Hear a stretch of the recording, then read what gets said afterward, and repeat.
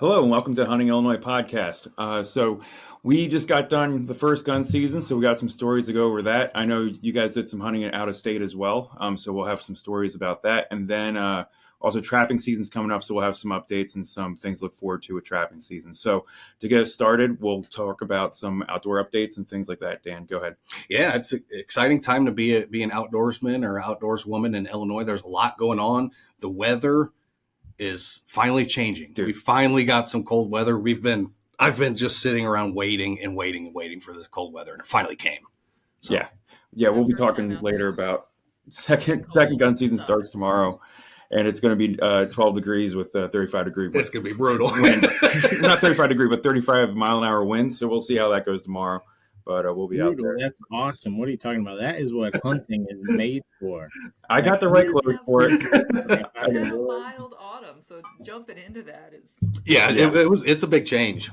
Yep, I'll have my insulated overalls on. Athletes pay good money for that stuff, you know. Yeah, they do. Mm-hmm.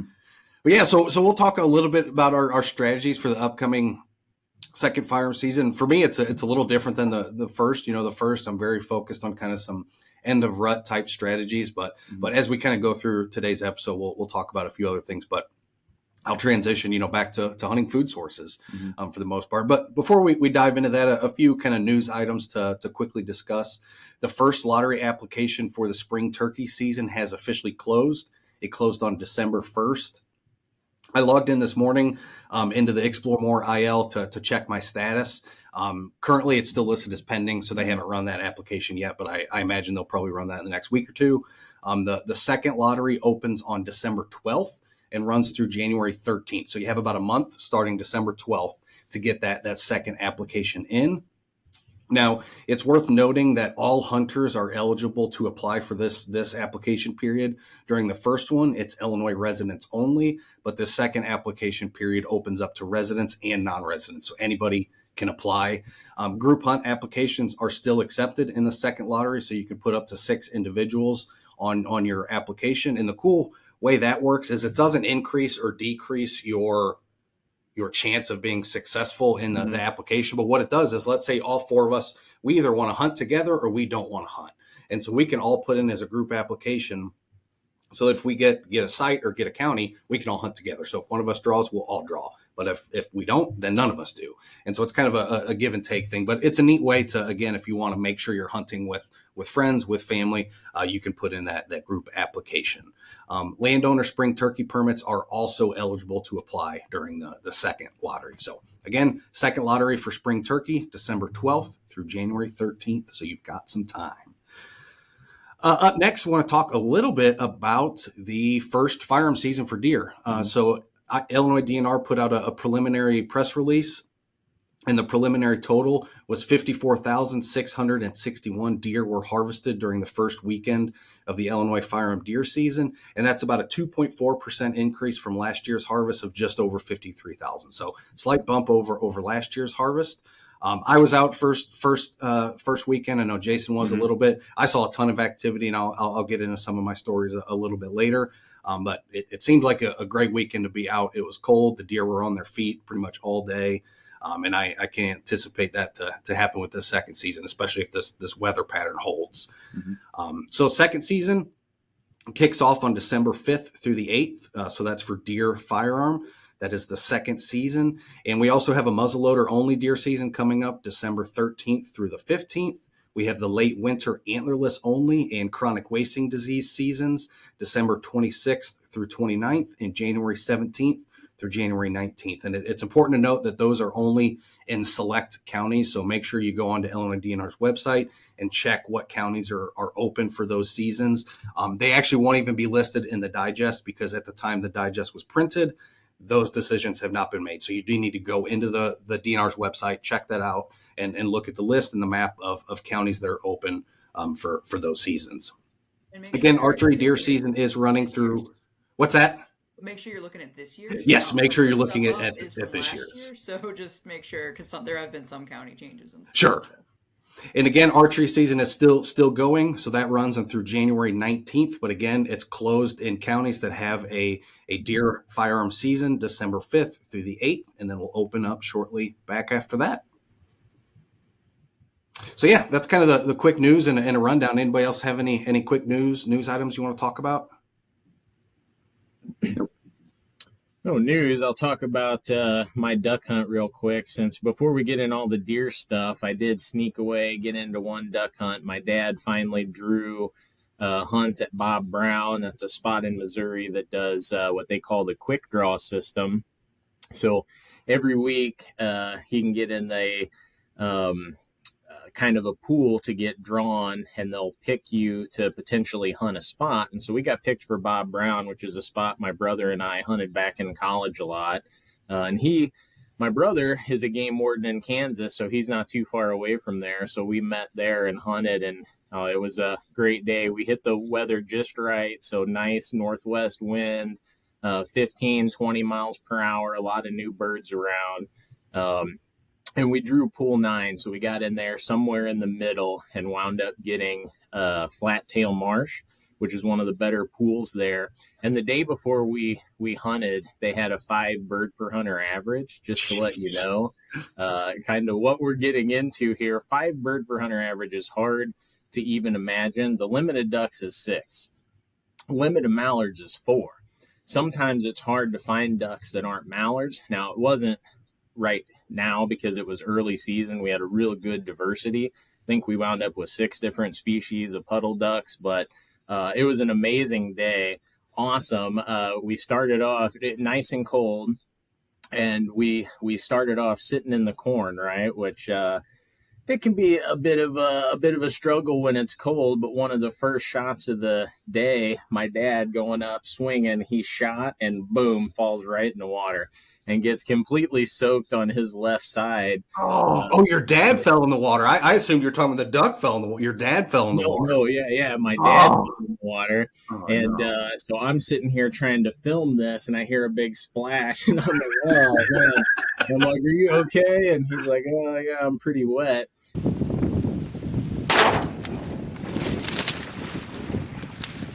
can't keep my balance. I just ain't got no balance. Well, I need to be on track. Are you okay? Yeah, but now. Is your safety on? Huh? Is your safety on? Yeah, it is now. Are you wet? My hand. But anyway, the cold set in pretty quick, and he was no longer able to, like, oh, the ducks are coming in, fire. And he would go, like, he's just moving slow, yeah. Slow, and he just couldn't do it. And so we had to, we got to move. There was a mound a little ways off. It wasn't where the ducks wanted to be, but as many ducks as there were around, we were confident we could do well over there too. So we go over there, get him in the sun to try to warm him up, but it takes him like forever to warm up. By the time he can finally shoot, it's almost the end of the day because you got to stop hunting at 1 o'clock. So he wound up shooting 1 duck on an amazing day, but he still had fun because my brother and I did really well, and we almost limited out. I was 1 shy from limiting out, but I was on the camera for the first 2/3 of the day having fun with that. So we all had a blast. We all got ducks. I've already eaten some of it. It was delicious. Had a good time. My dad didn't get hypothermia, so all is well. Yeah. We made it through it. We have a good story to tell, and the best stories are ones that are not completely smooth. You got to have a little bit of trials and tribulations in there to add to it. So it was a good time. Duck hunting, highly recommend. Now, deer, go. I got one question: were the ducks working for you guys, or were you shooting a lot of pass shots? Well, so because we chose that mound, they were working us a little bit. I reset our decoy spread kind of to, I think of decoys as blockers. Most people think of decoys as, this is what I want to use to bring the duck in. I think of them as blockers. Where do I want the duck not to go? And so I tried to create a raft out from us that was going to hopefully funnel the ducks into that. And it was working, but basically what we were getting is ducks that we were not seeing because they're dropping out of the stratosphere behind us, and we were really in a good hide, so we couldn't see behind us at all. And then all of a sudden they would appear in range, and then they would be soaring, and it'd be real quick. I'd have to try to get on them with the camera. Yeah. Try to shoot. So not ideal at all, but they were working us somewhat. We had decent shots, but it would have been better if we could have been in the corn. But then we were sitting in the water, and that's Sure. It's a tough thing to sit in the water all day. I've done It is. many mornings, but it's different. You sure do like that dry land when you get to it. I'll tell you. Yeah. What kind of ducks did you get, or did you see?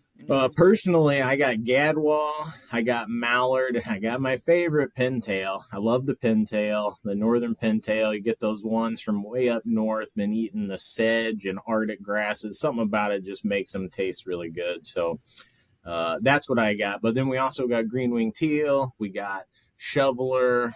We had a canvasback fly through the decoys, and we never even shot at it.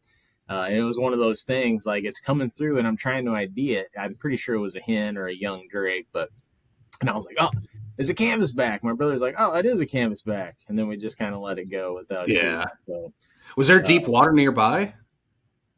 Not really. It's just Okay. a flight day. On flight days, Anything can happen. Yeah, everything winds up in your decoys on days like that.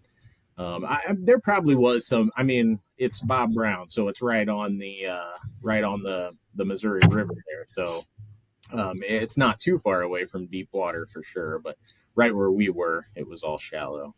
Nice. That's awesome. Was there a lot of other shooting going on that day?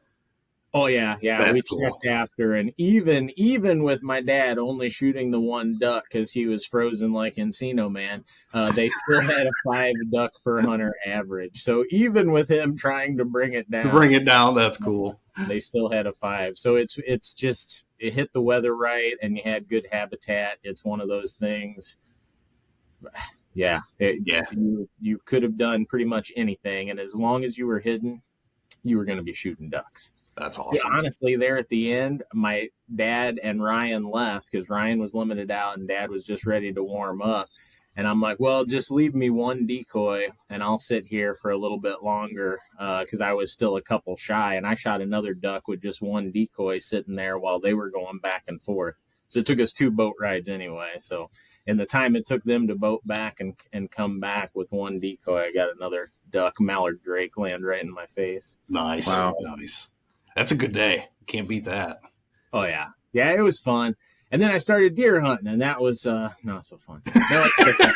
I know. Jason always laughs when I say that. But it just is so much less action. And I was hunting at my uncle's farm, which my uncle and my dad have already shot decent bucks there this year. And it looked like every deer in the world knew where the property line was because they're right next to the chicken farm. So it's this chicken farm that nobody can hunt. So it's basically refuge. And the deer were just standing over there, like laughing at me, making faces at me like this. And I couldn't do anything. They were in range, but they were across the fence. So I did get some video of them, try to flash that up here on this podcast, but they were all safe. They were all does, no bucks or anything. Sure. But I was going to take one if it stepped over the fence, but Hey, can't eat the antlers. Mm-hmm. You can try.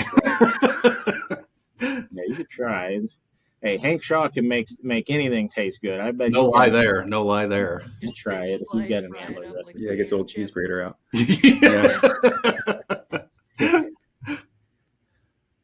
But But yeah, how about you guys? I know you all have been doing some hunting. Yeah, I've been out quite a bit. I don't know. You've been out quite a bit too. Well, I went out during firearm. gun season. Yeah, then we went back to see family in Ohio for Thanksgiving, so I didn't get out over the past weekend. But so for first gun season, I was hunting a spot that I didn't archery hunt at all. I've only been over the spot to Even the whole hunt. site, right? Yeah, the whole site. Never been Yeah. over there at all. I just I thought I'd be able to get a deer at the other site that I know where the deer are, and I have seen deer, but just haven't gotten a shot at anything yet this year. But so this one I was kind of going in blind. I had some friends who had hunted this spot before, so I called them up and asked them where to go, and they gave me some spots.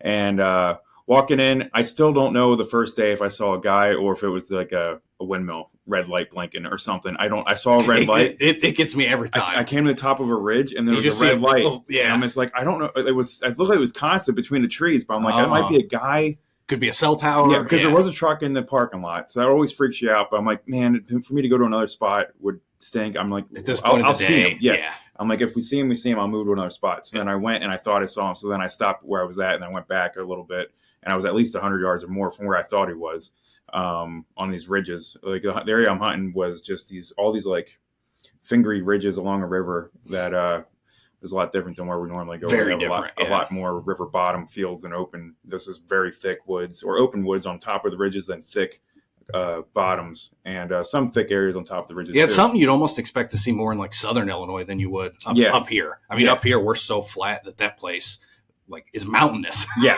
basically. So how I was hunting was just using the wind, seeing where I could go, and I was looking at bedding areas and then also food resources. So in the morning, I kind of got stuck. The first day, I got stuck where I was at, and then I found a great squirrel hunting spot. So when we do mentored hunts, this is the spot. Yeah, because I saw they were going into their holes. Like I'm like, okay, they live in that tree. They live in that tree. I looked up, and there's 5 drays above my head. I'm like, okay, it's not just they're moving through to eat the food here. I'm here. in their house. Yeah, This has got their addresses. Yeah, I know. Just keep an eye on that little hole right there. It'll be coming out. But I saw a flock of turkeys, which was pretty cool. First flock of turkeys I've seen all fall, so I might get back over there with my crossbow. Hens or a mix. Oh, so, cool. Yeah, cool. They were all running around. I got video of them running around, and then I got a video of one flying from one edge of the ravine to another edge of the ravine. Were they in really there cool. Scraping at the leaves looking for? Yeah, or were they just kind of walking a little through? bit. It was like they were like chasing each other. They were just like just running playing around. Yeah, just hanging out and just like they were on the other ridge. And it was when my buddy sent me his screenshot of on Hunt Stand or on X, whichever one he uses. Where I was at was where he had a deer logo, and on that other ridge was where he had a turkey logo. So that was like a couple years old. I'm like, hey, your point's You're still on, good. man. Yeah. So that's a good turkey point right there. So we saw some turkey, so that was cool. And then I saw a coyote. He ran through pretty quick, but no deer that morning. And then that afternoon I went, and there was already cars parked at a different parking lot. I didn't want to walk in on them, so then I was looking around right next to the cars, and it was a food plot, and every little tree, there's like oak trees in the field there. Every one had a scrape on it. There's deer tracks all over the place. So I sat where I could see my car.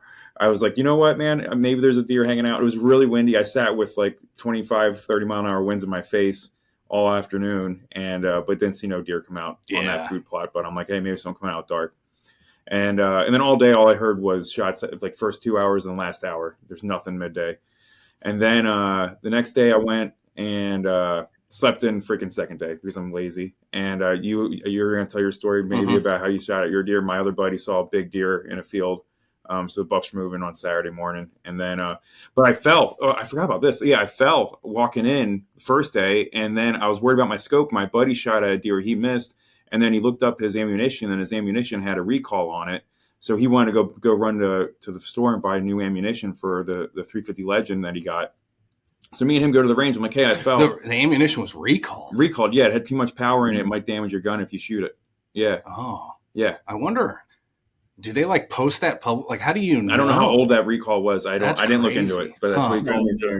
So he went and got new ammunition. Man. And then, and he had a bunch of boxes of that too, because we were shooting it at the range. Sure. He already put 20 rounds down range, if not more. How did he even find out, though? How did he check that? He was Googling the ballistics of the ammunition because he took a long shot. And he was just trying to see what the drop would have been. He was trying to see why he missed. Yeah, because he thought he should have hit it. And he was trying to look up what the stated ballistics were on the thing. And then and he just saw a recall on it. Oh, my gosh. So he went and got new ammo. And then I was like, hey, man, I slipped and fell yesterday. I'll meet you at the range, and I'll try to shoot and make sure my scope's still on. I didn't think I fell that hard either. So I'm hoping my scope's mounted properly. I'm worried about it because when I shot, I was 2 feet off paper. So even if I saw something that day, I would have missed horribly. Yeah. And then, I was shooting a paper, didn't mark the paper at all. I was using bird. We have a parrot at home, and it has cage lining. So the paper is probably 2 feet by 2 feet. Oh, so it's a big piece of paper, and I am dead center on the sucker, and I didn't hit paper. Wow. How far was that? 100 yards. Okay. And then I shot, they had a boar at the range there. That's a metal boar. And I shot at that, and I made the boar make a ting noise. Yeah. So I'm like, okay, well, I'm on that. So we went back over to the short range at 30 yards, and then I shot at a paper plate, and we could actually see in the dirt where I was hitting at. And then we adjusted over to where I could get on the paper plate, went back over to the 100 yards, and then I got it to where I had 2 shots within a couple inches of each other at 100 yards. It's crazy what a little bump can do. Dude. Because that's not I know what scope you have, and it's not a cheap scope. No. Yeah. And I slipped, and literally I was going down the ravine, then back up the ravine. It was loose leaves. I slipped, and I put my hand, as much as you would put your hands out to stop yourself from falling down, was the jolt that I gave my gun sideways, with not even on the scope, but just sideways, catching yourself from falling down a slope.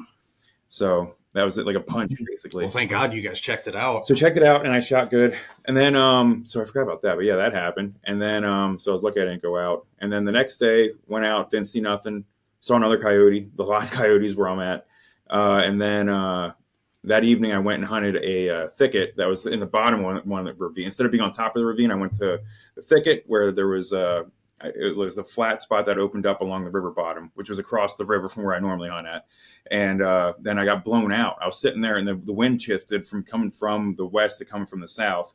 And my scent was just being carried down into this ravine. So I realized as I'm sitting there, like I feel the wind in the back of my neck. I'm like, oh no. You could just feel it. Yeah. So then I'm sitting there, I'm looking at the thicket, waiting for anything to come out of there. And then all of a sudden I hear just a snort, this snort.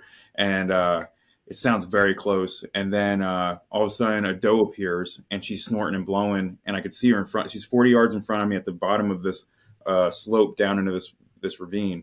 And I could have shot her, and I don't know why I didn't. And I had her in my scope. I was looking at her. I had about 5 seconds in my scope looking at her, and then she did a front leg spin and then run away. Like wheel. Yeah. Like, okay. And then she finally smelt me and then ran off. But she was snorting and blowing the whole time. I could have shot her. The worst is when they like run 50 yards and then just stop there and just keep snorting. You're like, you son. Yeah. I think I was holding out for a buck, which I don't know why. I've never done that before. I don't know. It was only the second day. It was only the second day this weekend. Yeah. I got this weekend still. So I've been seeing during archery season. All I saw were buck. So I'm like, now I'm seeing does with a gun. So whatever. But next day I went to a brand new spot. Wind shifted. It was coming out of the south. So then I went to a spot where I would walk south, and I went down one ridge, and I had to go down a big slope to get back up on another one. As I was coming across that ridge, I was a brand new spot, and you walk past, and I see a 2-person ladder stand, an old one, just sitting there in the wood, like right from the parking lot. And I was like, well, if I would have sat there, I probably would have got a deer, but I kept walking. So I walked, and then I kicked up some deer that were on the adjacent ridge, like maybe 4 or more tails jumping through this thicket. And then if I would have stopped there, I might have got something, because then I went up on that ridge where I kicked those deer off from, and then I kicked 2 more deer out. So I'm just like, so I just wrecked this whole spot. So then I went over to where I could sit. Where was that in the morning? That was the evening. Okay. So then the morning I just saw a coyote. I didn't see nothing. And then so evening last day, on Sunday evening, I sat where I could see a bunch of ridges coming together. It was open woods. I was like, and it's where I thought the deer ran to. So I'm like, well, if they want to come back over here or they want to go somewhere else, maybe I'll see something in this big open spot. Like everywhere if I could see a deer within those woods, you were going to shoot it. Yeah, it was like 80-yard, maybe visual circle around everything. I like spots like that. Yeah. So I was like, I'm like, well, at least it's pretty. Yeah. You know, if I don't see nothing, at least it's a pretty spot with all the leaves and everything. So just kicking deer out of bedding and seeing some deer come out of thick bedding. I think with the weather being the way it is, they're in thermal bedding, and especially the next couple days for sure. I'm gonna probably go to the same spots and just not bust it. Does that have south slopes anywhere near it? Yeah, there are south slopes. Like on each of the ravine sides, there's a north and south, because the river runs north south. Okay. So all the ravines coming off of it are south north facing slopes. Nice. Yep. So I'll probably go back with the south wind tomorrow. I'll probably go back where I saw that doe come out of that thicket and sit there at that thicket. Oh, and it see is if tomorrow, isn't it? Jesus, yeah. It's Wednesday already. I know. I know. It feels like Tuesday. I got some stuff to get ready tonight. I know. For sure. Anyway, so all that to be said, I'm figuring out that site, which is still fun, because it is fun to figure something new out with trying it for the first time, really. Sure. Instead of going to a site, you kind of can be like, okay, the deer should be out at 3. Yeah. So we're trying something new. That's the lottery system gives you new challenges in Illinois. Where that's the fun part about public land. You can't pick and choose where you go. You just go where you can. So that's it so far. But yeah, I know you have a bunch of stories. Yeah, first gun season was kind of a roller coaster of emotions for me. If you've listened to the podcast before, you probably remember a couple weeks ago. Actually, it may have even been our last episode. Mm-hmm. I took a mentor hunter out and had some really good encounters with some really nice mature bucks on public land. Like 4 or 5 of them all within a day. I drew a gun tag for that spot, so I was out there Friday. Not a ton of activity the first day. Saw a couple does off in the distance, but nothing too crazy. Saturday morning, I show up to the parking lot, and gosh, I'm there early. I'm there probably 2 hours and 15 minutes before legal light starts, and there's already people there. So we start talking, and it comes down to, where are you going to go? You know, that whole thing. Mm-hmm. They point and they say, we're going to go that way, hit this ridge, cut to the left. I was like, okay, well, that's where I've been sitting for. So they were there first. So I backed out and went to a different parking lot. And I've scouted and hunted this area a little bit before, but not to the level where, I have this trail to sit on, this scrape over here. It's more, I kind of understand the lay of the land and how the deer move just kind of generally through that landscape. And so I just kind of went in fairly blind and just kind of set up right along. So the area I'm hunting, it's a fairly small property. Again, it is public land. It's got a lot of prairie grasses on it. It doesn't have a ton of timber, but the timber it does has is very thick with bush honeysuckle, rubus, so blackberries, things like that. Very, very thick. And as you get closer and closer to the river, it starts to open up a little bit. You get into that floodplain where you can tell it floods quite regularly. And so there's not a ton of vegetation. So my immediate goal was I'm going to get back down there where I can see a good expanse distance and just kind of see how the morning plays out. Like you said, super cold that morning, not much wind at all, fairly quiet. So I snuck in there and just sat on the ground for the first, 30 minutes or so. Not a ton happened. The first 30 minutes illegal, not a ton happened. And right at sunrise, I start to hear the dreaded right behind you.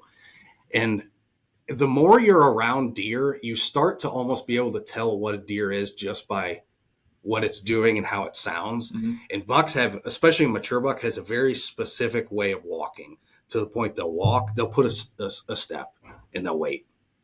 Where a doe, they'll still occasionally do that too. We're talking generalities. Wild animals always do weird things, mm-hmm. but you can almost start to tell a buck. And I was like, there's a buck behind me. Just the way it's walking. Where I was on a rub line. I expected a buck to be kind of using that area. And at this point, I can hear it's probably 15 or 20 behind me. I thought I was on a bigger tree. Again, I set up in the dark, never been here before. I thought I was on a bigger tree, but as the sun started to come up, I realized, man, if I hate that feeling. I'm like really out here. Yeah, anything's going to see me. So I'm sitting there.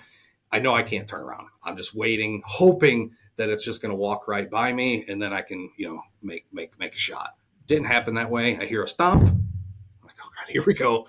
A little snort, and then it takes off running. So I quickly just kind of spin around, look, and all I see is just antlers running off into the forest. So I'm like, okay, I'm obviously in the right spot.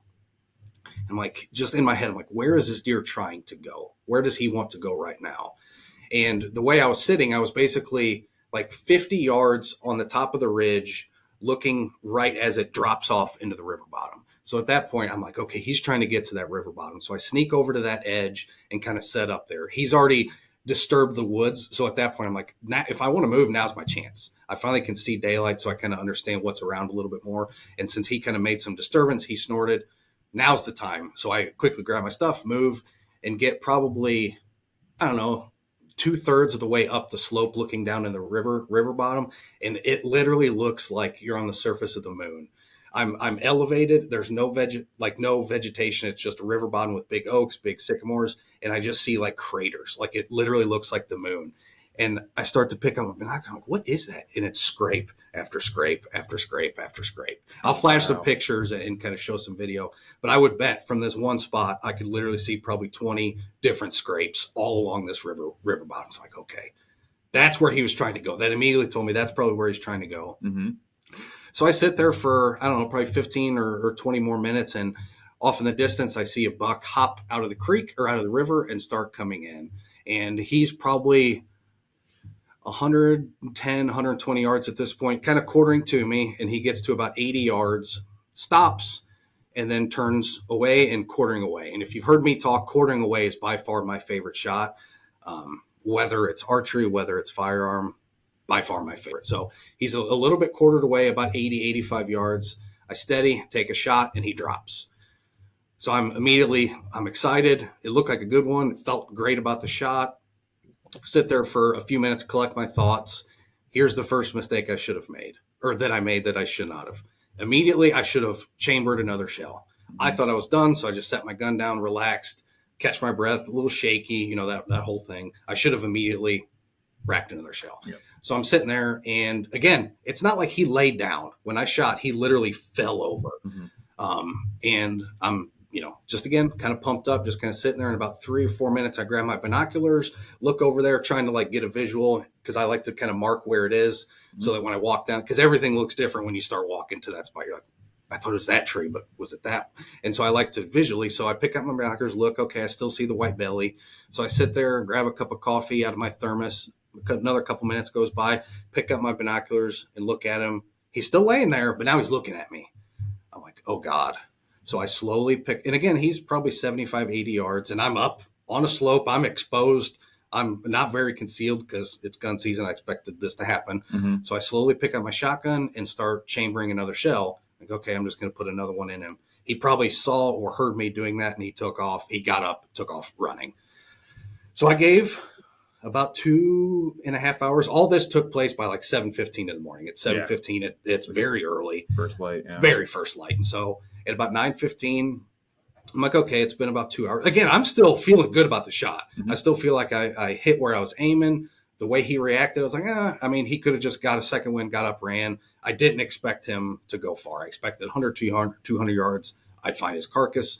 I'm still moving very slow as I'm getting to the blood trail, very quiet, just in case he's still alive, and I need to put another shot in him. So I get to the spot where he first was knocked down, not where he lay down, where he was first knocked down. Good blood everywhere.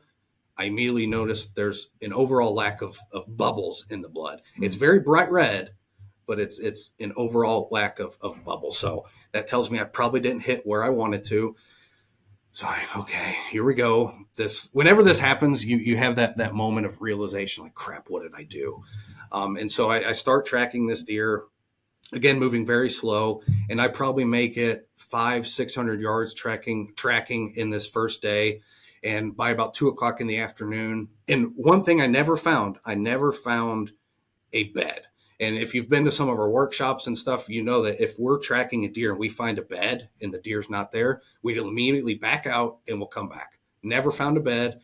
And at about 1:00, 2:00, so this is probably 6-7 hours after the shot, I'm still on blood. The blood is getting tacky. It's getting dry. So I know I'm not pushing this deer. This is old blood. But he gets to the prairie grasses. And so at this point, it's about 1,000 yards. I'm marking it on Onyx so I can go back and see exactly how far I tracked him. And he ran about 1,000 yards, hit that prairie grasses. And at that point, it's about 2:30, 3:00. I'm like, okay, I'm going to lose light. I'm just going to back out, come back in the morning. I came back the next day, searched all of Sunday through the prairie grasses. I got back on blood for a little bit. And turns out he ran all the way across the prairie grasses, crossed the interstate, and then into a private ag field. That was cut, and I did not see a carcass anywhere. I even drove like several miles just scanning all those fields, looking for everything. Wow. Never saw him again. But he went at least 1,600 yards after the shot. Sucks. Yeah. But it's horrible. Yeah. And again, it's, we've talked, I was texting you guys, getting some advice as we're going through this process. Mm-hmm. It hasn't happened to me in probably 15 years. So it was one of those things like, crap, man. But thinking back on it, I don't know what happened, but it's a shot. It's not like I rushed a shot. Mm-hmm. My gun was sighted in.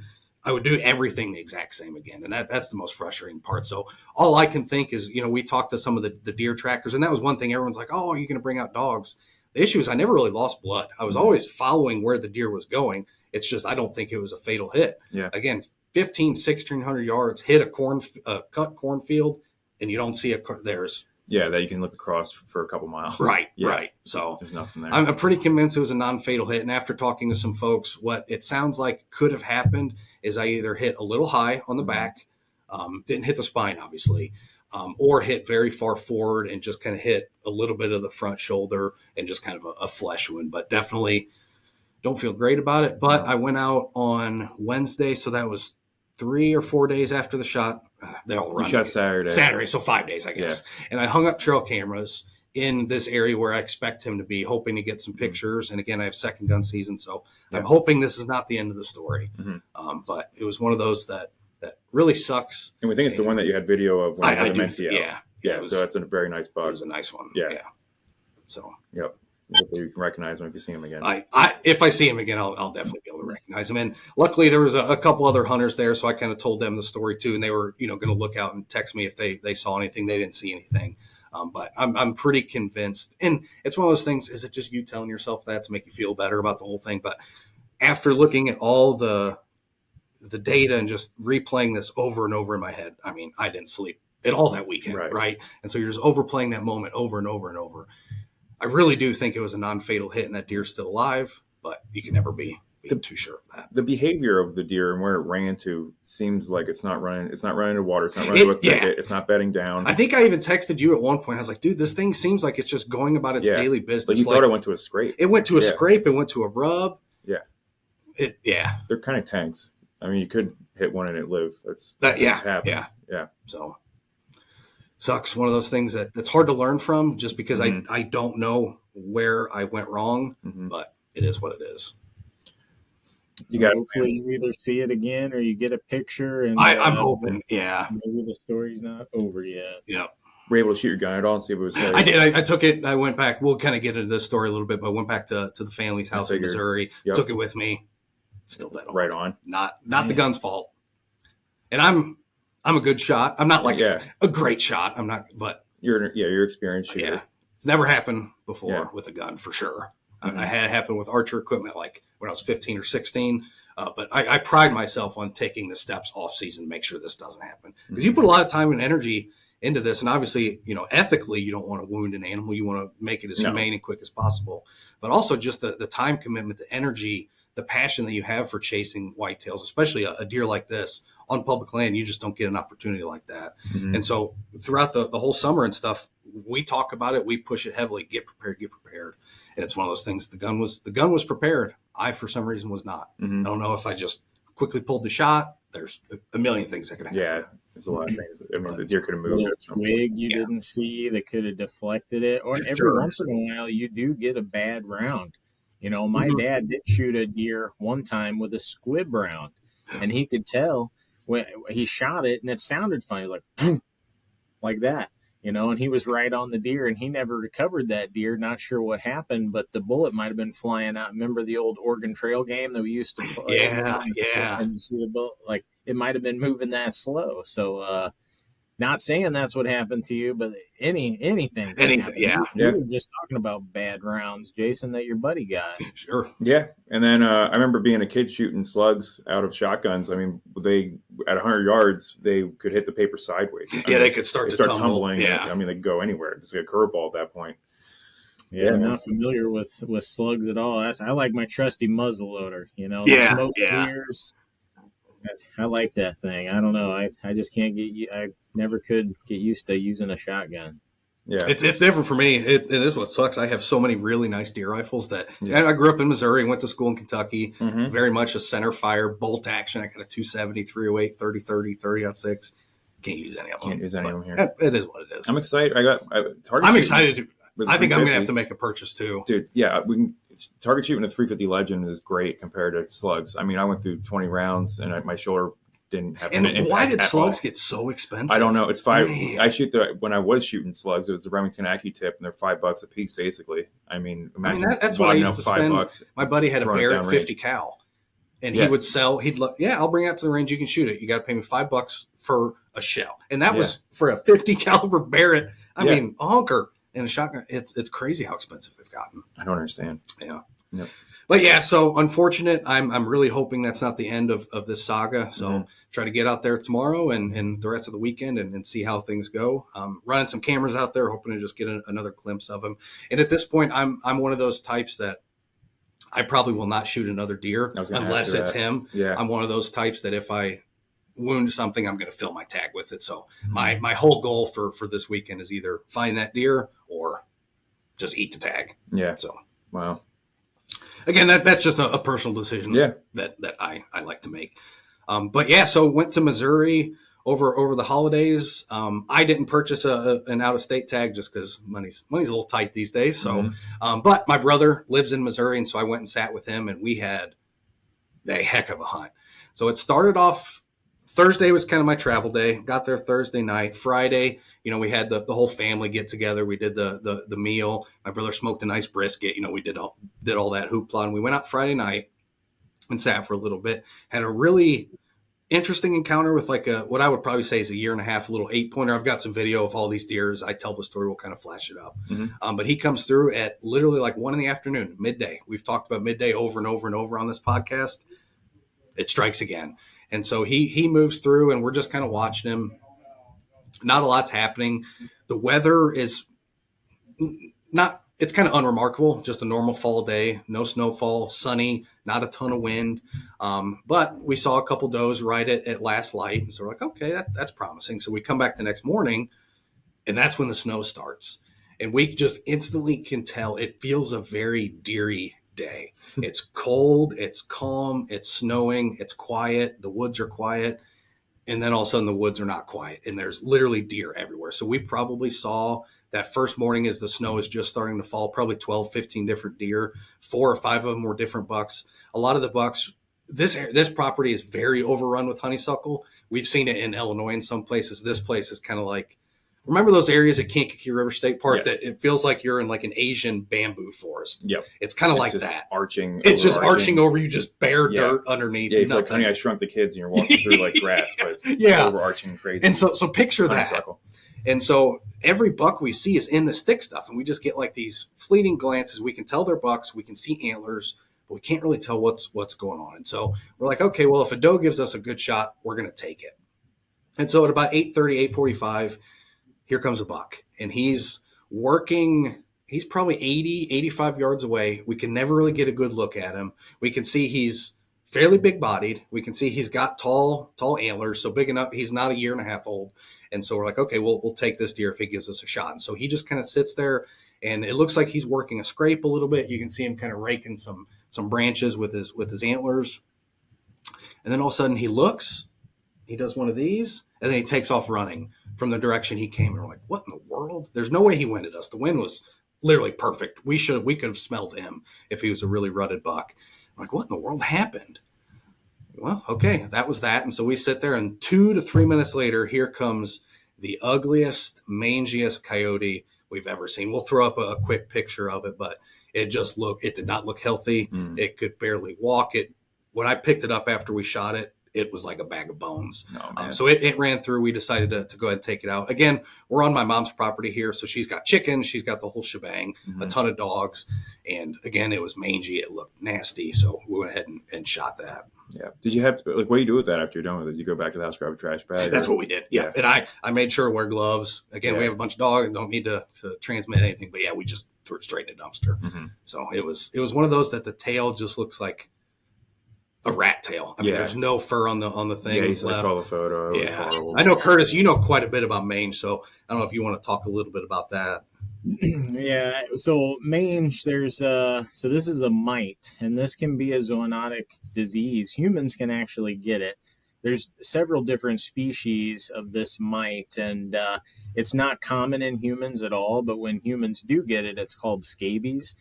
Most of the mites can't live on us for very long, so usually this is a very localized type of infection. It is common in places like prisons or where they have poor hygiene and a lot of close contact, but most people are not contracting scabies. But the bigger concern is, like you mentioned, your domestic pets. So sarcoptic mange can definitely highly infectious to them, and the same species of mite, sarcoptic mite, that affects wild foxes and coyotes and wolves can definitely get your domestic dog as well. There's some different species of mites. There's that aren't talked about nearly as much. There's notoedric mange is the type of mange that's commonly found in squirrels. So if you see a squirrel missing its hair, might be warbles. Could be this type of mange, which is the notoedric. There's also dimodectric mange, which is sometimes seen in deer, elk, and that's the one that can infect black bears. So some different species, and these are little mites that live in the skin, basically cause irritation. The skin thickens up, the hair falls out because they're constantly scratching, biting at it. Their skin can become scar tissue and thicken up to the point that even if the mange is treated, they have difficulty growing that hair back.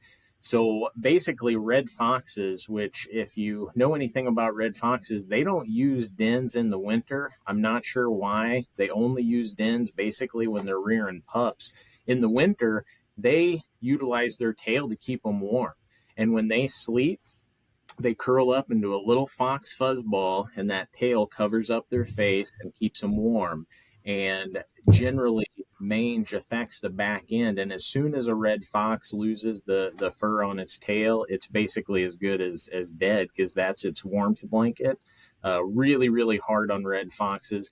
Coyotes are a little bit more robust, so a lot of times they can live with it, but that's a double-edged sword because they live with it and they move around, they also can help spread it, to fox to fox to fox to other coyotes, spread it around. So generally it is suggested if you do see a wild canid with mange, generally the best thing to do is to probably go ahead and take it out of the population, and then, like Dan said, either bag it and trash it where nothing can come in contact with it, or if you're on private land where you can do so, some people might just bury it on site. Just make sure that your dog is not going to come there and smell that and be digging at it, because your dog can catch that same sarcoptic mange. So not good disease we got to worry about.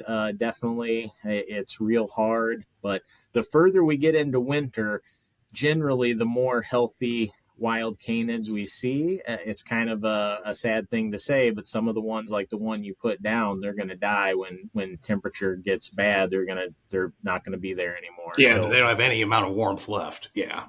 Yeah, so it's not a fun thing to see, but yeah, you did the best thing that we could do. There are treatments for mange, but they do require multiple treatments over multiple weeks, so they just don't work with wild animals, because you can treat it once. They'll use ivermectin and a bunch of different things to treat it, but then you kind of need to catch it again in a couple weeks and treat it again, because there's different cycles of the mange, and not everything kills it at certain cycles. So that repeat application basically is needed to fully recover, which we can do with our domestic dogs and animals, but really hard to do with wild ones. So really tough to treat in wild animals. Bummer to see. Yeah.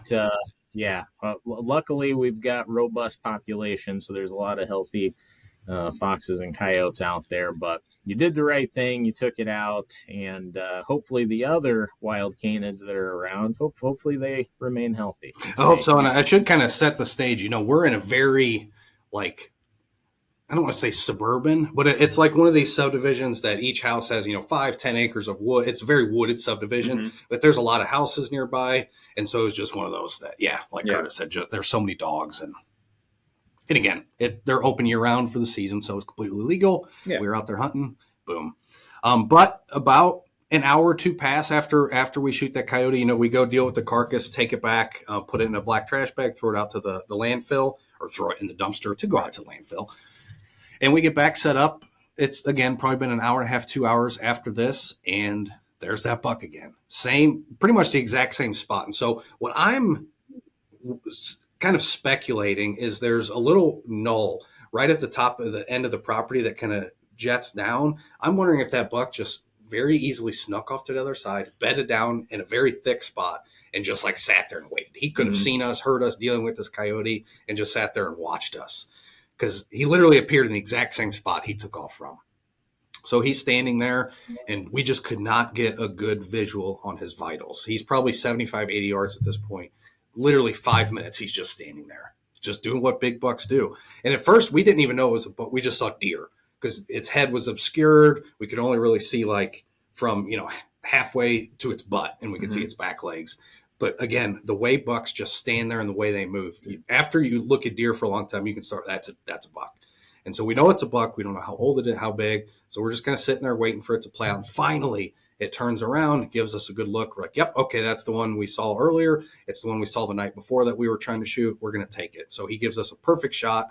My brother puts it dead center, right where he should. The thing drops and falls down the hill into the creek. I'm like, okay, here we go. Now the work starts, because this creek, I've got some videos of us trying to pull the carcass out of this kind of river, creek, ridge, valley, whatever the heck you want to call it. It's just a very steep ravine like this on both sides. Yeah.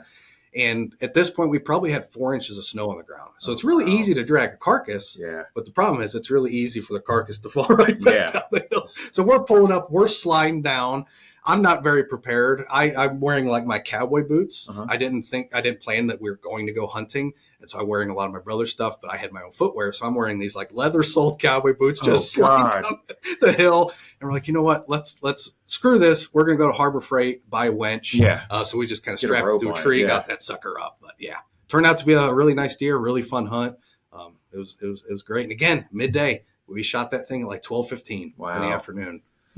I'm gonna have to sit out all day tomorrow. Midday works, man. All right. Wait, so that was Been nice. there too with the deer in the deep ravine. That's always a fun way. So how did you eventually get it out?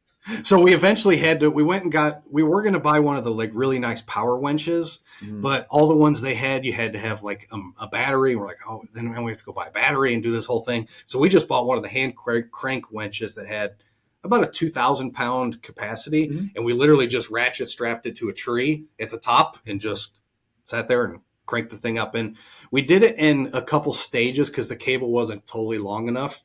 And so what we do is we'd pull it up a little bit, tie it paracord to the antlers, tie paracord to the trees. So now we're like keeping that deer on the slope. So it's not falling down, you're starting over. So it's very much inch and then move an inch. So it's just kind of like inchworming it up this slope. But how many feet up was the slope, you think? Like how long was the slope? It was only probably 50 feet, but I'm not kidding. It's literally a slope like this. Like it's Because go ahead. I was going to say, just the way we did it, we got a couple ropes and tied them together. So we had a really long rope, and I was lucky. We had three guys. This was back in college.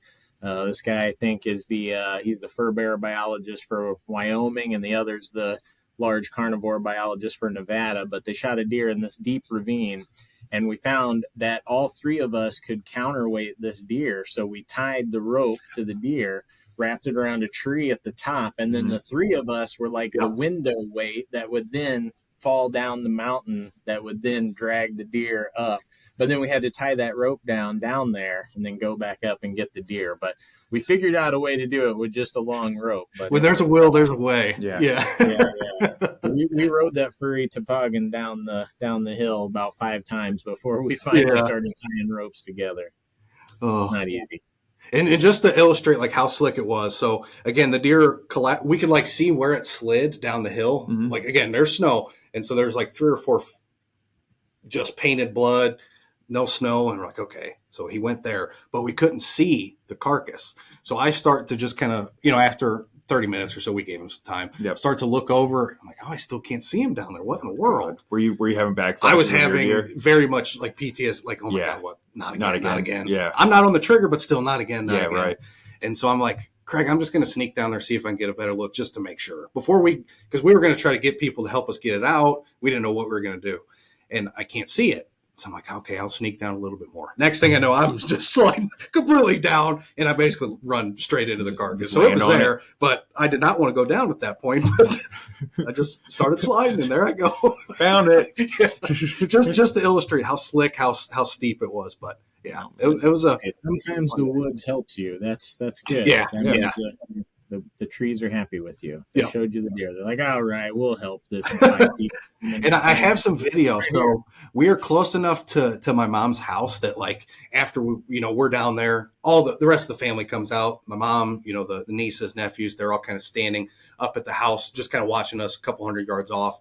And they laughing. No. And they text me and they go, do you guys see those deer? I'm like, what in the world? So I kind of stand up and look back up and there's 5 does. As we're field dressing this buck, 5 does like 20 yards from us on the top of this ridge. Jeez, and again, this is the CWD season. So technically the firearm deer season was closed in Missouri, but they have additional seasons for CWD, kind of like we do in Illinois. Yeah. And this county happened to still be open. But this is one of those areas that, people need to shoot these. Like literally one night we were just sitting having a campfire and we probably saw 15 does in our front yard. Yeah. Like there's just so many deer that they need to be. Dude, I was in a subdivision in Cleveland and walking the dogs, and there's a doe standing next to the sidewalk, and my dogs are freaking out. I'm like, "Can you please run away? Just go away!" And then they walk over to someone's bird feeder, Yeah, I saw more deer out the back of my mother-in-law's house than I have all flipping season. I saw a buck and a doe walk across the road right in front of me, like northern exposure, just walking right down the middle of the freaking road. Yeah. These urban areas that have these wooded areas mixed into these houses need to figure out what they can do. Yeah. I know actually that one in Cleveland they figured out through the HOA I guess and the DNR for Ohio. They have 2 spots that you can hunt within that HOA because it's such a big, that's nice. Such a big neighborhood. And they have such big pieces of woods that you have to go to a class. It's one of those things where you got to jump through all these hoops to hunt one spot, very similar to our mentored hunts like Kickapoo and stuff like that. And you can actually use that to hunt those deer. But they need to do it. It's stuff like that where you need to figure out what regulations you want to lay out to help reduce that population. And urban hunting is quite cool. I mean, I don't want to, this isn't like urban hunting. No. But but like there's been, I forget the name of the channel, but some of these YouTube channels that like very much focus on urban, like very urban, like hunting behind a dentist office. Right. They have a lot of success. They see a lot of deer. It's different. I don't know that it would be for me because when I get out, I really like to not hear that kind of crap. I don't want to hear people slamming their car doors, them talking on the phone, that kind of thing. But hey, if it's an opportunity to hunt, it's an opportunity to hunt. But yeah, so it was a fun hunt, fun weekend. Yeah, that's awesome, man. Yeah, cool. So so that's kind of my plans for second season. Again, get back in there, see if I can get eyes on this you got deer. some spots over there. Yeah. I mean, I'm still figuring it out a little bit. I'll see what comes out of that thicket. Hopefully, if I see that doe again, I'm not going to hesitate this time. That's for sure. And you're right across from that what we coined as our buck nest. I can see the buck nest from the hill I'm on. Yeah, I see where I saw. You sit there long enough, something. Yeah, that's what I'm thinking. I'm like, if they want to be over there on that side of the river, there's no reason why they wouldn't want to be down here on this side of the river. It's same habitat. And that's an easy river to cross. It is. Like you can walk in almost ankle boots. I know. Yeah. When I was sitting there, man, I heard a gunshot. It was close enough to me where I wanted to be like, did you get something or what? Because I mean, I jumped, man. I think it was. I don't know if it was on top of the same ridge I was sitting on, or if they were down in that thicket. I don't know. I couldn't see any orange. But it sounded dang close. Yeah. And then right after that's when I saw that doe. I was hoping they were going to kick stuff out. I'm so used to Pennsylvania where you go and you can see orange. It's like a pumpkin patch. It's like pumpkin patch. At least that's what it used to be. My dad went back to the same spot we used to hunt, and there was no one in the parking lot. I really think hunting's on a down. It is. Hunting's on a decline if you haven't noticed. So my dad's going back out there. I got to call him up, see how Saturday went for him, if he went out or not. But but no, I was thinking about like you talking about how you haven't had a mess up for 15 years or whatever. I've gotten better too. Like in Pennsylvania, we shoot at running deer all the time. I think it's just part of the culture. Deer drives are like that's very common there. I've done deer drives, shot at running deer before, gotten running deers before. But yeah, one of those deer I picked up, I had it in my scope and they were running across that ridge. It was open and I didn't shoot it again. I've been hesitating a lot. I don't want to make mistakes, so I'm trying. I'm getting older, is what I'm saying. Yep. But it's the largest typical deer right now that's on the top of the Boone and Crockett's was taken in a deer drive. Milo Hansen shot that deer in a deer drive. So, different tactics in different places. And in areas like that, it makes like in a landscape like Illinois, it's not very conducive for deer drives. One, it's flat. Yeah. So safety is a concern, but also like when you get in big woods, we even noticed it in the Shawnee when we were down there spring turkey hunting. We're like, man, it would be very hard to deer hunt because there's just deer trail. Like they can go anywhere and everywhere, and they do. So in areas like that where it's just such a big stand of timber, deer drives are quite productive. Yeah. Yeah. Mm-hmm.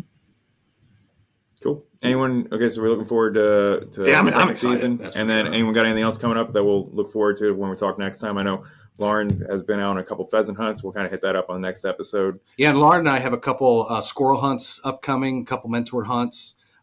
Probably have a couple mentor deer hunts next week too. So I'm quite a bit chipping away at my trapper education for Illinois and Wisconsin. Hey. So it's good. It's always good to just get those done. Yeah. And we got another waterfowl hunt coming up. December 21st, we'll be back down at Gander Hill trying for redemption. Hopefully the birds are there now. We were there the first day of the season, and we arrived before the birds. But give it another try. Yeah. And then workshop-wise, what we got coming up, or webinars or anything? Yeah, it's perfect since Lauren was mentioning trapping. We actually just got a trapping workshop on Eventbrite, brand new, fresh off the presses. We just got a location. This is going to be a new location for us, so it's going to be a new spot, but this is going to be February 8th, so you got some time. We're going to be down at the Fox Creek Fish and Wildlife area. So Fox Creek is down south of Olney, Illinois. So it is down there, but we talked to the site super, and we've got some areas where they've got some beaver, muskrat problems, potentially quite a few raccoons around too. So we should be able to set up a pretty decent water trap line. And we're going to go in and set up a trap line the day before, and then the workshop on the 8th, we'll run that together and talk as much about Illinois water trapping as we can in a short half-day course. But that should be a good time. That's February 8th, just posted down at Fox Creek. So look for that one. The other one we have posted, and this one's almost full, so if you want in this one, you better hurry, or sorry, it might be full already by the time you hear this. But anyway, this one's December 15th. This is going to be at San Chris Lake, and this is going to be a butchering workshop. So this is one of our most popular workshops of the year. We're going to be doing all kinds of wild game butchering and processing. We're going to bring in some deer parts, so a deer leg or two, and then we've also got some whole birds, dove, quail, a duck or two that we're all going to process together from beginning to end, including how we would wrap that to freeze it. And then we've also got a special wild game tasting component to this. So we're going to be doing all this processing and hands-on stuff, learning about how to deal with wild game. We might as well eat a little bit too, right? So we don't know exactly what we're going to cook yet. We got to dial in the menu, but we're going to make a dish or two that'll be tasty. You can bet on that. And it's a very good. My husband has been joking, like he's like, oh, like whenever anybody says like after you harvest a deer, like now the real work begins. He's like, I thought they were kidding. He's like, it's a lot of work, and like being able to kind of practice a little bit, it's like very liberating to be like, I can't actually mess this up. Like realistically, like worst case, you end up with more ground meat or stew meat. Mhm. So it's worth it if you can swing it. I highly recommend going to one of these. And if that one's doesn't fit your schedule, we plan to video and film a lot of that, and so we'll put out several videos on stuff that was done at that class. So we'll go through the step by step of what's going on there. But we do plan on filming a lot of that, throwing it up on YouTube, just so that content's certainly there, because we know not everybody can make it down there, and obviously that the area that we're at, they're kind of limited on the amount of people that we can have in attendance just due to their size capacity. So we'll definitely try to film a bunch of content, publish some videos from that day, just to be able to share with the wider audience. Yep. And we have a pheasant breasting out video coming too in Spanish, so we'll have one in English as well. But there is a Spanish one coming also, so Love it. Cool. And hey, if I get one, maybe we'll have another butchering workshop. And There we go. Yeah. We'll freeze Heck up. yeah, I was going to say maybe we'll have another one. There's Yeah, still but- some deer season left. Yeah. I like it. And I've got trapping some season. pheasants rolling around my freezer, so we got some options. Mm-hmm. Yeah, and speaking of our upcoming trapping workshop, we also have a quick little audio clip we're going to play. I sat down with Stan McTaggart, who's essentially the fur bear biologist for Illinois DNR. He has an official title that I can't remember. I think he introduces it in the clip, but we kind of go over a little bit of fur bear updates. So we talk a little bit of population stuff, a little bit of some trapping regulations and reminders, and just things like that. So we'll transition to this from Stan, and then we'll be right back. Hello, I'm Stan McTaggart, the Wildlife Diversity Program Manager for the Illinois Department of Natural Resources. I want to talk about the upcoming hunting and trapping season for fur bearers. We have 14 species of fur bearers in Illinois, which include raccoon, opossum, striped skunk, mink, muskrat, least and long-tailed weasels, red and gray fox, coyote, bobcat, beaver, river otter, and badger. All of those species can be trapped with some restrictions during our regular trapping season. Trapping season runs from November 10th through February 15th. Beyond February 15th, there's an extended season for beaver and river otter, which runs through March 31st. Bobcat may only be trapped by those who received a permit in the annual lottery. Hunting season for these species is a little more limited. Of the 14 fur bearer species, raccoon, opossum, striped skunk, red and gray fox, coyote, and bobcat can all be hunted with some restrictions. Starting with the least restrictive species, coyote and striped skunk can be hunted year-round, a half hour before sunrise to a half hour after sunset, except during the first and second firearm deer seasons, unless you're out with an unfilled deer permit. The hunting season for raccoon, opossum, striped skunk, red and gray fox, and coyote is open 24 hours starting November 10th through February 15th.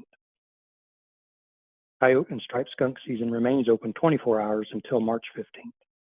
And again, bobcat may only be hunted by folks who have received a permit in this year's annual lottery. Both bobcat and river otter are also CITES species, means they have additional regulations from the U.S. Fish and Wildlife Service. These regulations help to track the origin of these two species and prevent illegal international trade of endangered species that look similar to our more common species here in the U.S. Once legally harvested, hunters or trappers must purchase a pelt tag for each individual bobcat or otter within 48 hours of harvest. They purchase this permit online at our exploremore.il. The biggest change to this year's season was increasing the number of bobcat permits we issued from 1,000 to 2,000. Research at SIU Carbondale and decades of survey data show that bobcats are expanding throughout the state, and a recent population estimate indicated that an increase in the number of permits would also allow us to increase opportunity and still allow the population to slowly expand. This is the 9th bobcat season, and there are still some unlucky hunters and trappers out there who haven't drawn a permit yet. Despite doubling the number of permits this year, the number of applications also rose to over 9,200. We currently do not have a cumulative preference point system in place for this permit. I understand the frustration, but eventually everybody should draw a permit if they continue to apply. Populations of fur bearers are pretty strong for the most part in Illinois. We have high numbers of raccoon, coyote, and beaver. Possum, river otter, and striped skunk appear to be stable. Badger, both species of weasel, and mink are tough to survey due to their cryptic nature. The trapper and harvest surveys indicate they are still found throughout the state. Both red fox and muskrat populations have declined from what they used to be, but can still be found in quality habitats throughout the state. Of all the fur bearers, the decline in gray fox occupancy and distribution is what I'm monitoring the most closely. Despite extremely low harvests, populations continue to decline, and we are conducting additional research with researchers at Southern Illinois University at Carbondale to see if those trends warrant changes in our management. No fur bearer update would be complete without talking about the fur market forecast. Fur prices have declined dramatically since the late 1970s, and aside from short-lived bumps for individual species and prices, fur market's still pretty low overall. This year's bright spot is most likely to be beaver. Between the pelts, the castor glands, and the meat, beaver will likely be one of the best species to pursue to try and make a little money to recoup your costs for equipment and fuel. Most other species will likely remain at or near prices seen during the last few years, which are pretty low. The list of licensed fur buyers for Illinois can be found on the Hunt Illinois website at huntillinois.org, and you go into the trapping section and scroll all the way down, and there's a link to the fur buyer list for 2024. For more complete information about regulations for hunting and trapping fur bearers in Illinois, please go to the Illinois Hunting and Trapping Digest and read more on huntillinois.org. I hope all the fur bearer hunters and trappers are able to get out this winter and enjoy a safe and successful season. Please make the effort to bring someone along with you on the trap line or out for a hunt. Sharing the experience and knowledge with others makes it all the better. Thank you. All right, thanks, Dan. Cool. Cool. All right. Well, with that, I guess we'll see y'all next time. Sounds like a plan.